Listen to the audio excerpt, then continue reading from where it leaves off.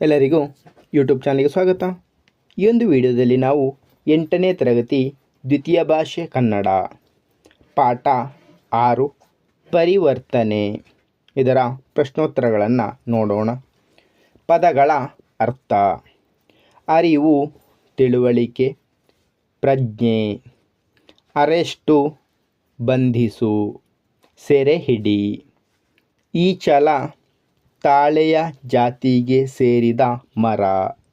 ಗಂಟು ಬೀಳು, ಬೆನ್ನು ಹತ್ತು. ತಕರಾರು, ಆಕ್ಷೇಪಣೆ. ತಲೆದೂಗು, ಮೆಚ್ಚುಗೆ ಸೂಚಿಸು. ಪರಿವರ್ತನೆ, ಬದಲಾವಣೆ. ಪರೋಪಕಾರಿ, ಇತರರಿಗೆ ನೆರವು ನೀಡುವವನು. ಪಶ್ಚಾತ್ತಾಪ, ತಪ್ಪು ಮಾಡಿದ ಕೆಲಸಕ್ಕೆ ಮರುಗುವಿಕೆ. ಬಯಲಾಟ, ಬಯಲಿನಲ್ಲಿ ನಡೆಯುವ ಜಾನಪದ ನಾಟಕ ಪ್ರಕಾರಗಳಲ್ಲಿ ಒಂದು ಬಗೆ. ಮೈಮರೆ, ತಲ್ಲೀನತೆ. ವ್ಯಸನ, ಚಿಂತೆ, ದುಃಖ. ಸಂಭಾವನೆ, ಗೌರವಧನ. ಸನ್ಮಾರ್ಗ, ಒಳ್ಳೆಯ ದಾರಿ, ಸರಿಯಾದ ಮಾರ್ಗ. ಮುಂದಿನ ಭಾಗ: ಬಿಟ್ಟ ಸ್ಥಳಗಳನ್ನು ಸೂಕ್ತ ಪದಗಳಿಂದ ಭರ್ತಿ ಮಾಡಿ. ಮೊದಲನೇ ವಾಕ್ಯ: ಜಿ.ಎಸ್. ಬಸವರಾಜಶಾಸ್ತ್ರಿ ಅವರ ತಾತನ ಹೆಸರು ಡ್ಯಾಶ್. ಉತ್ತರ: ಗಣೇಕಲ್ ಶಿವಯ್ಯ. ಎರಡನೇ ವಾಕ್ಯ: ತಾರಾನಾಥರ ಊರು ಡ್ಯಾಶ್. ಉತ್ತರ: ರಾಯಚೂರು. ಮೂರನೇ ವಾಕ್ಯ: ತಾರಾನಾಥರ ವಾಚನ್ನು ಕದ್ದವನು ಡ್ಯಾಶ್. ಉತ್ತರ: ಆಶ್ರಮದ ಬಾಲಕ. ಮುಂದಿನ ವಾಕ್ಯ: ಪರಿವರ್ತನೆ ಪಾಠದ ಆಕರ ಕೃತಿ ಡ್ಯಾಶ್. ಉತ್ತರ: ಶಾಸ್ತ್ರಿ ಕನಸು. ಮುಂದಿನ ಭಾಗ: ಕೆಳಗಿನ ಪ್ರಶ್ನೆಗಳಿಗೆ ಒಂದು ವಾಕ್ಯದಲ್ಲಿ ಉತ್ತರಿಸಿರಿ. ಮೊದಲನೆಯ ಪ್ರಶ್ನೆ: ದುಷ್ಟನ ಮನಸ್ಸು ಯಾವ ಮಾತುಗಳಿಂದ ಪರಿವರ್ತನೆಯಾಗುತ್ತದೆ? ಉತ್ತರ: ಮನಸ್ಸಿಗೆ ಹಿತಕರವಾದ ಆನಂದದಾಯಕವಾದ ಮಾತುಗಳಿಂದ ದುಷ್ಟನ ಮನಸ್ಸು ಪರಿವರ್ತನೆಯಾಗುತ್ತದೆ. ಎರಡನೇ ಪ್ರಶ್ನೆ: ಗಣೇಕಲ್ ಶಿವಯ್ಯನವರು ಯಾವುದಕ್ಕೆ ಪ್ರಸಿದ್ಧರಾಗಿದ್ದರು? ಉತ್ತರ: ಗಣೇಕಲ್ ಶಿವಯ್ಯನವರು ಪಿಟೀಲು ವಾದಕರಾಗಿದ್ದು ಬಯಲಾಟದ ನಿರ್ದೇಶಕರಾಗಿ ಪ್ರಸಿದ್ಧರಾಗಿದ್ದರು. ಮೂರನೆಯ ಪ್ರಶ್ನೆ: ಗಣೇಕಲ್ ಶಿವಯ್ಯನವರ ಸಂಗೀತ ಕೇಳಲು ಕಳ್ಳರು ಏಕೆ ಒಪ್ಪಿಕೊಂಡರು? ಉತ್ತರ: ಗಣೇಕಲ್ ಶಿವಯ್ಯನವರ ಸಂಗೀತ ಕೇಳುವುದರಿಂದ ನಾವೇನು ಕಳೆದುಕೊಳ್ಳುವುದು ಇಲ್ಲವಲ್ಲ ಎಂದು ಕಳ್ಳರು ಸಂಗೀತ ಕೇಳಲು ಒಪ್ಪಿಕೊಂಡರು.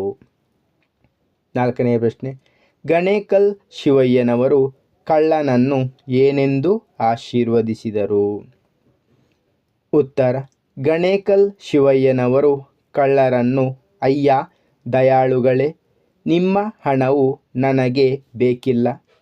ನಿಮ್ಮ ಹಣದ ಜೊತೆಗೆ ನನ್ನ ಹಣವನ್ನು ಕೊಡುತ್ತೇನೆ. ಅದರಿಂದ ನಾಲ್ವರು ಒಟ್ಟುಗೂಡಿ ವ್ಯಾಪಾರ ಮಾಡುತ್ತಾ ಜೀವನ ನಡೆಸಿ. ಇನ್ನು ಮುಂದೆ ಈ ಕೆಟ್ಟ ಕಳ್ಳತನ ಮಾಡಬೇಡಿ, ಸತ್ಯವಂತರಾಗಿ ಬದುಕಿ ಎಂದು ಆಶೀರ್ವದಿಸಿದರು. ಮುಂದಿನ ಪ್ರಶ್ನೆ: ತಾರಾನಾಥರು ಆಶ್ರಮವನ್ನು ಏಕೆ ಕಟ್ಟಿದರು? ಉತ್ತರ: ಬಡವರ ಉದ್ಧಾರವಾಗಬೇಕಾದರೆ ಮೊದಲು ಅವರ ಮಕ್ಕಳು ವಿದ್ಯಾವಂತರಾಗಬೇಕು. ಆ ಮೂಲಕ ನೌಕರಿ ಸೇರಿ ಸುಖ ಜೀವನ ನಡೆಸುವಂತಾಗಬೇಕು ಎಂಬ ಉದ್ದೇಶದಿಂದ ತಾರಾನಾಥರು ಮಕ್ಕಳಿಗಾಗಿ ಆಶ್ರಮವನ್ನು ಕಟ್ಟಿದರು. ಮುಂದಿನ ಭಾಗ: ಕೆಳಗಿನ ಪ್ರಶ್ನೆಗಳಿಗೆ 3-4 ವಾಕ್ಯಗಳಲ್ಲಿ ಉತ್ತರಿಸಿರಿ. ಮೊದಲನೆಯ ಪ್ರಶ್ನೆ: ಗಣೇಕಲ್ ಶಿವಯ್ಯನವರು ಕಳ್ಳರನ್ನು ಏನೆಂದು ಕೇಳಿಕೊಂಡರು?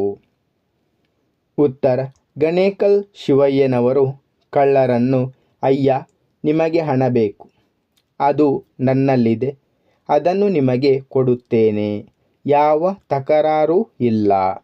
ಆದರೆ ನೀವು ನನ್ನ ಆಸೆಯನ್ನು ಪೂರೈಸಬೇಕು. ಅದೇನು ಕಷ್ಟದಾಯಕವಲ್ಲ, ಕಿವಿಗಳಿಗೆ ಸುಖಕರವಾದುದು. ನೀವು ನಿಶ್ಚಿಂತೆಯಿಂದ ಕುಳಿತು ಅರ್ಧ ತಾಸು ನನ್ನ ಸಂಗೀತವನ್ನು ಕೇಳಬೇಕು ಎಂದು ಕಳ್ಳರನ್ನು ಕೇಳಿಕೊಂಡರು. ಎರಡನೇ ಪ್ರಶ್ನೆ, ಗಣೇಕಲ್ ಶಿವಯ್ಯನವರ ಸಂಗೀತ ಕೇಳಿದ ನಂತರ ಕಳ್ಳರು ಏನು ಮಾಡಿದರು? ಉತ್ತರ, ಗಣೇಕಲ್ ಶಿವಯ್ಯನವರ ಸಂಗೀತ ಕೇಳಿದ ನಂತರ ಕಳ್ಳರು ತಮ್ಮಲ್ಲಿರುವ ಹಣವನ್ನು ತೆಗೆದು ತಾತನ ಮುಂದೆ ಇಟ್ಟು ತಾತನ ಪಾದಕ್ಕೆ ಎರಗಿ, ತಾತ, ನಿಮ್ಮ ಹಣವು ನಮಗೆ ಬೇಡ, ನಿಮ್ಮ ಆಶೀರ್ವಾದವಷ್ಟೇ ಸಾಕು ಎಂದು ಹೊರಡತೊಡಗಿದರು. ಮೂರನೆಯ ಪ್ರಶ್ನೆ, ತಾರಾನಾಥರ ವ್ಯಕ್ತಿತ್ವದ ವಿಶೇಷತೆಗಳೇನು? ಉತ್ತರ, ತಾರಾನಾಥರು ಮಹಾಜ್ಞಾನಿಗಳು, ದಯಾಳುಗಳು, ಧೈರ್ಯವಂತರು, ಪರೋಪಕಾರಿಗಳು, ಪರರ ಹಿತೈಷಿಗಳು, ಆತ್ಮವಿಶ್ವಾಸಿಗಳು ಆಗಿದ್ದರು. ಅವರಿಗೆ ಅಸಾಧ್ಯವಾದ ಕೆಲಸವೇ ಇಲ್ಲ. ಅದು ಎಂತಹದೇ ಇರಲಿ ಸಾಧಿಸುವ ಶಕ್ತಿ ಅವರಲ್ಲಿ ಇತ್ತು. ಒಟ್ಟಿನಲ್ಲಿ ಅವರು ಎಲ್ಲರಿಗೂ ಬೇಕಾಗಿದ್ದರು. ನಮ್ಮ ದೇಶದವರಿಗೆ ಅಷ್ಟೇ ಅಲ್ಲ, ವಿದೇಶಿಯರಿಗೂ ಬೇಕಾಗಿದ್ದರು. ಮುಂದಿನ ಪ್ರಶ್ನೆ, ಬಾಲಕನು ಶಿಕ್ಷೆ ಅನುಭವಿಸುವುದನ್ನು ತಾರಾನಾಥರು ಹೇಗೆ ತಪ್ಪಿಸಿದರು? ಉತ್ತರ, ತಾರಾನಾಥರು ಇವನು ಕಳ್ಳನಲ್ಲ, ತಪ್ಪು ಮಾಡಿಲ್ಲ, ಆದ್ದರಿಂದ ಇವನನ್ನು ಬಂಧಿಸುವ ಅವಶ್ಯಕತೆ ಇಲ್ಲ. ಏಕೆಂದರೆ ವಾಚನ್ನು ರಿಪೇರಿ ಮಾಡಿಸಲು ನಾನೇ ಅವನ ಕೈಯಲ್ಲಿ ಕೊಟ್ಟು ಕಳಿಸಿದ್ದೆ. ನನ್ನ ಸಹೋದರನು ಮತ್ತು ಆ ವ್ಯಾಪಾರಿ ಇಬ್ಬರೂ ಸುಳ್ಳರೇ, ಅವರ ಮಾತನ್ನು ನಂಬಬೇಡಿ ಎಂದು ಹೇಳಿ ಆ ಬಾಲಕನು ಶಿಕ್ಷೆ ಅನುಭವಿಸುವುದನ್ನು ತಪ್ಪಿಸಿದರು. ಮುಂದಿನ ಭಾಗ, ಕೆಳಗಿನ ಪ್ರಶ್ನೆಗಳಿಗೆ 8-10 ವಾಕ್ಯಗಳಲ್ಲಿ ಉತ್ತರಿಸಿರಿ. ಮೊದಲನೆಯ ಪ್ರಶ್ನೆ, ಗಣೇಕಲ್ ಶಿವಯ್ಯನವರು ಕಳ್ಳರ ಮನಸ್ಸನ್ನು ಹೇಗೆ ಪರಿವರ್ತಿಸಿದರು?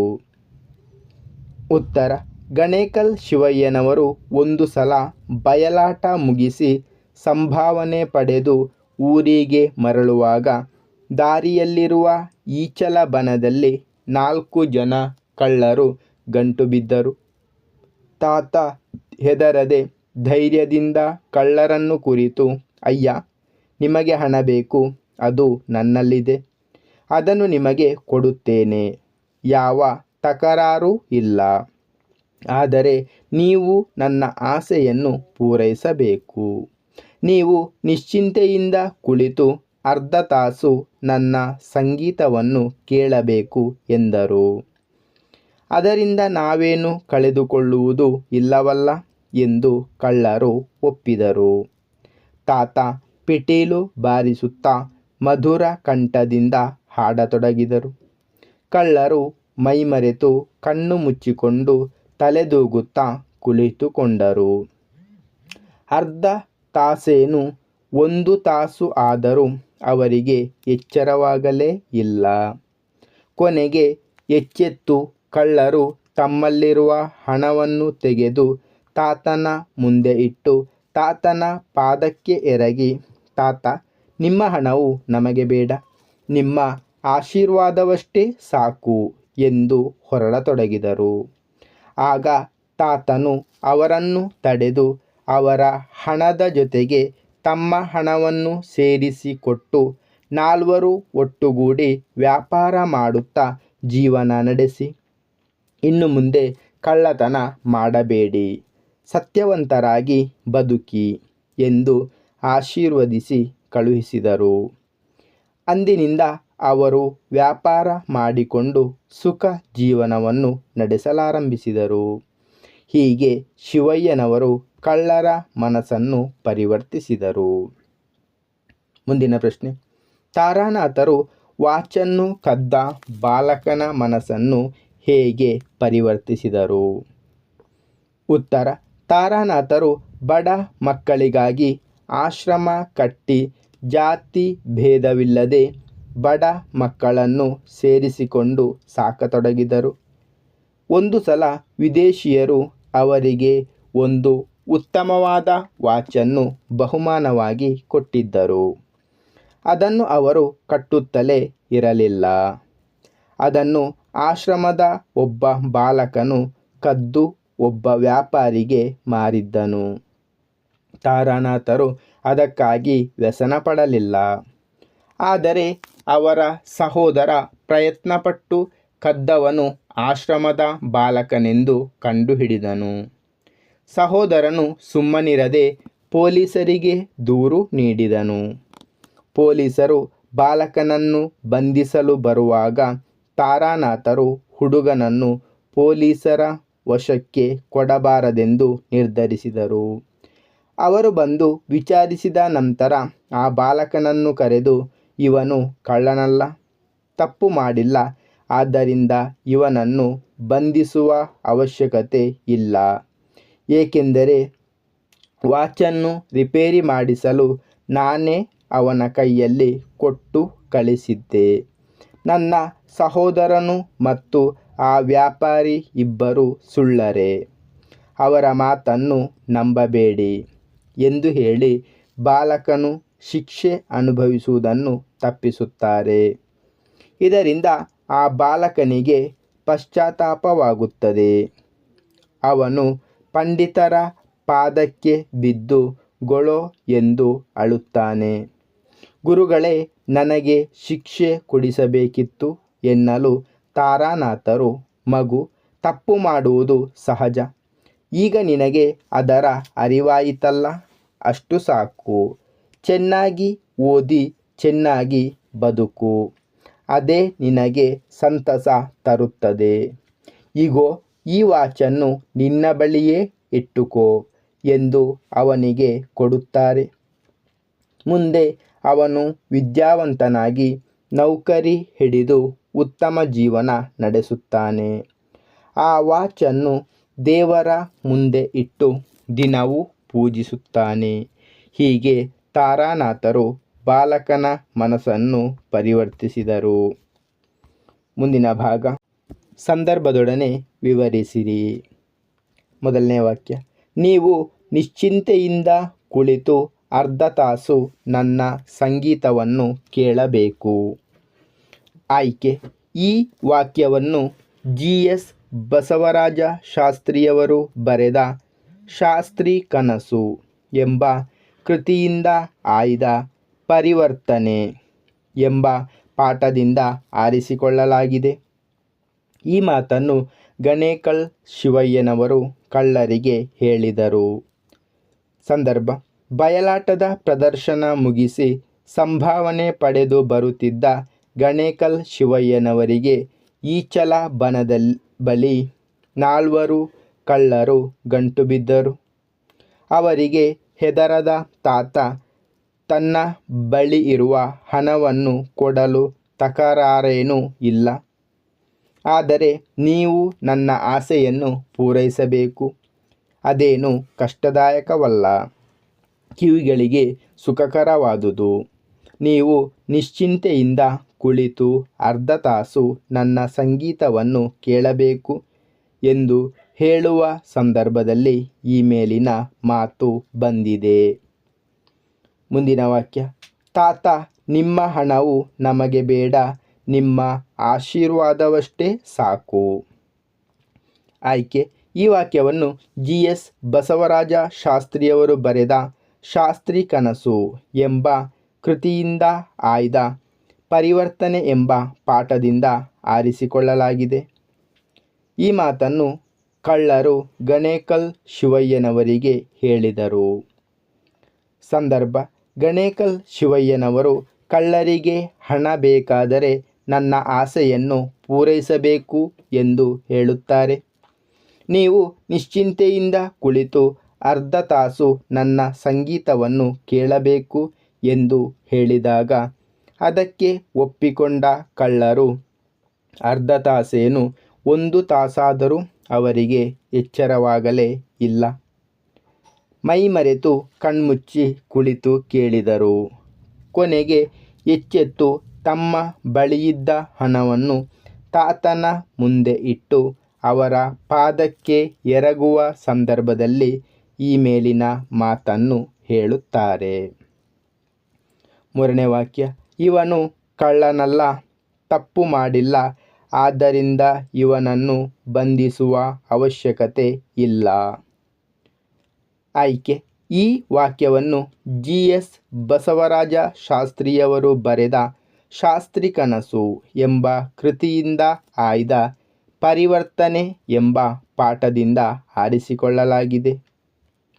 ಈ ಮಾತನ್ನು ತಾರಾನಾಥರು ಪೊಲೀಸರಿಗೆ ಹೇಳಿದರು.